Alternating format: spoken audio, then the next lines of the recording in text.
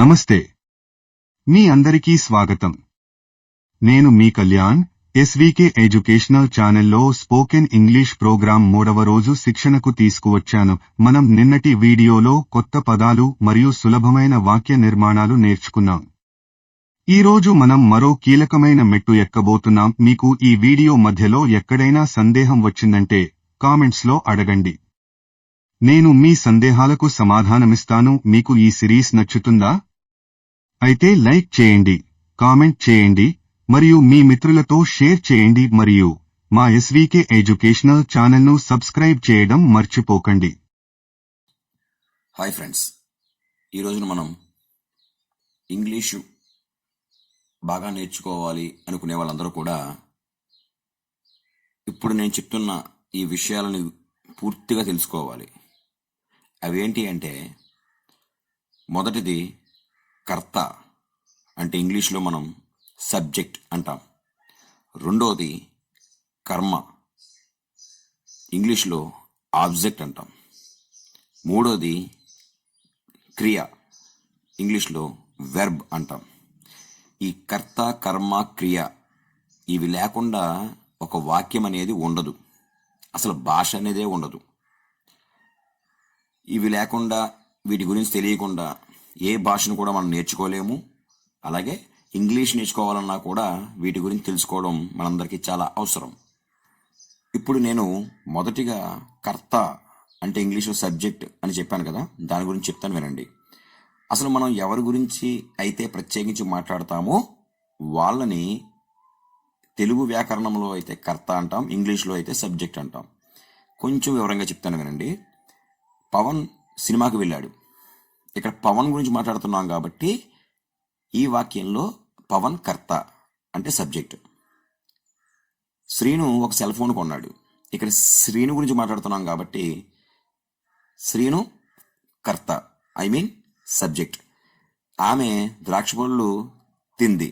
ఇక్కడ ఆమె గురించి మాట్లాడుతున్నాం కాబట్టి ఆమె కర్త. మా నాన్న ఒక సైకిల్ కొన్నాడు.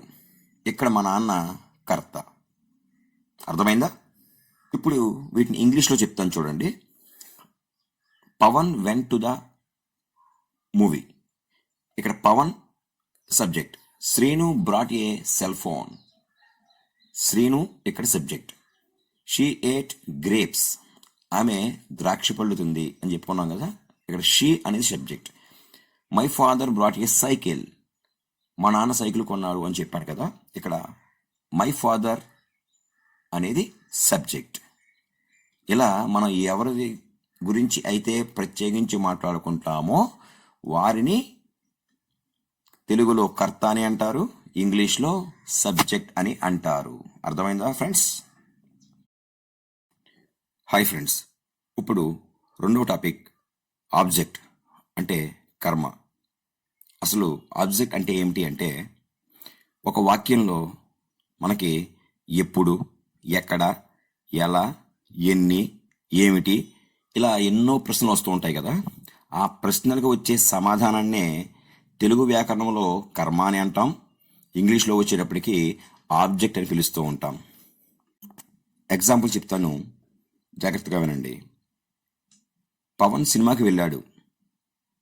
ఇందులో ఎక్కడికి అంటే ఎక్కడికి వెళ్ళాడు? సినిమాకి వెళ్ళాడు. సినిమా అనేది కర్మ, ఆబ్జెక్ట్. శ్రీను ఒక సెల్ ఫోన్ కొన్నాడు. ఇక్కడ ఏం కొన్నాడు? సెల్ ఫోన్ కొన్నాడు. సెల్ ఫోన్ అనేది కర్మ, ఆబ్జెక్ట్. అర్థమైందా ఫ్రెండ్స్? తరుణ్ 10వ తరగతి పాస్ అయ్యాడు. ఈ వాక్యంలో ఏం పాస్ అయ్యాడు? 10వ తరగతి పాస్ అయ్యాడు. 10వ తరగతి అనేది కర్మ, ఆబ్జెక్ట్. మా తమ్ముడు నిదానంగా వచ్చాడు. ఈ వాక్యంలో ఎలా వచ్చాడు? నిదానంగా వచ్చాడు. కాబట్టి ఇందులో నిదానంగా అనేది కర్మ, ఆబ్జెక్ట్. ఇవే ఇంగ్లీష్లో చెప్తాను చూడండి. Pavan went to the movie. ఇందులో to the movie object. Srinu brought a cell phone. A cell phone object. Tarun passed 10th class. 10th class object. My brother came slowly. Slowly అనేది ఆబ్జెక్ట్. కాబట్టి ఒక వాక్యంలో ఎక్కడ, ఎప్పుడు, ఎలా, ఏమిటి అనే ప్రశ్నలకు వచ్చే సమాధానాన్ని మనం ఇంగ్లీష్లో ఆబ్జెక్ట్ అంటాం, తెలుగులో కర్మ అంటాం. అర్థమైందా ఫ్రెండ్స్? ఇక మూడవది వెర్బ్, క్రియ అంటే ఏంటో చూడండి. ఒక వాక్యంలో సబ్జెక్ట్ అంటే కర్త అని చెప్పుకున్నాం కదా, ఆ కర్త చేసే ఏ పనినైనా సరే తెలుగులో క్రియ అంటాము, ఇంగ్లీష్లో వెర్బ్ అని అంటాము. ఉదాహరణ, పవన్ సినిమాకి వెళ్ళాడు. ఇక్కడ వెళ్ళాడు అనేది పని, కాబట్టి వెళ్ళాడు క్రియ. శ్రీను ఒక సెల్ ఫోన్ కొన్నాడు. ఇక్కడ కొన్నాడు అనేది ఒక పని, కాబట్టి ఇక్కడ కొన్నాడు అనేది క్రియ, వెర్బ్.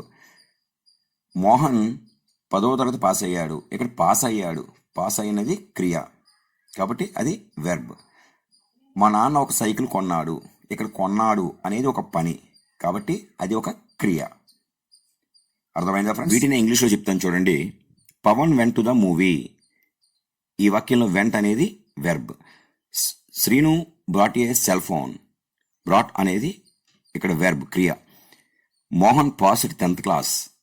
పాస్డ్ అనేది ఇక్కడ వెర్బ్, క్రియ. My father brought A cycle. Brought అనేది వెర్బ్, క్రియ. అంటే ఒక వాక్యంలో సబ్జెక్టు చేసే ఏ పనినైనా సరే మనం ఏమంటామండి? క్రియ అని అంటాం. ఇంగ్లీష్లో మనం వెర్బ్ అని అంటాం. కాబట్టి ఇవి మూడు బాగా అర్థం చేసుకుంటే మనకి ఇంగ్లీష్ చాలా బాగా మాట్లాడడానికి అవకాశం ఉంటుంది. దీని మీద ఈరోజు క్లాసులో ఈ కర్త, కర్మ, క్రియలు గురించి మనం తెలుసుకున్నాం. రేపటి క్లాసులో ఒక సెంటెన్స్లో, ఒక వాక్యంలో కర్తని, కర్మని, క్రియని ఎలా విడదీయాలి అనే ఎగ్జాంపుల్స్తో పాటుగా మీకు నేను అందిస్తాను. కాబట్టి తప్పకుండా మిస్ అవ్వకుండా నెక్స్ట్ వీడియోని చూడండి.